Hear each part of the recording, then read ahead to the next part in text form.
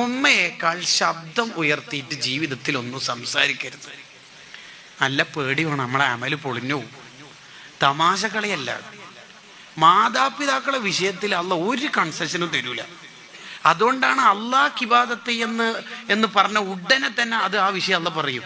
അനിഷ്കുർലി, എനിക്ക് നിങ്ങൾ നന്ദി ചെയ്തോളണം, എനിക്ക് മാത്രമല്ല വലിവാലിദേക്ക്, നിങ്ങളെ മാതാപിതാക്കൾ. അതിനാ ഒന്നിച്ചു പറയണത്.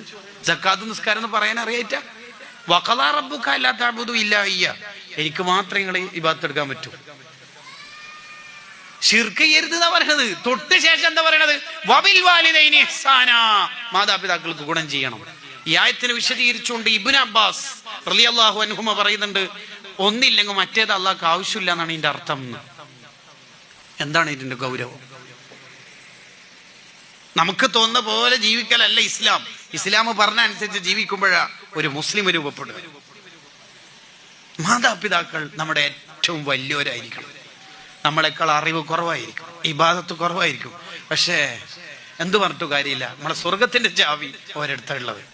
സ്വർഗത്തിൽ എന്തെല്ലാം ഉള്ളതെന്ന് ചിലപ്പോൾ നമുക്കായിരിക്കും കൂടുതൽ അറിയാം. ചാവി ഓരോ കയ്യിലുള്ളത്, അതില്ലാണ്ട് ഉള്ളിലെത്തൂല.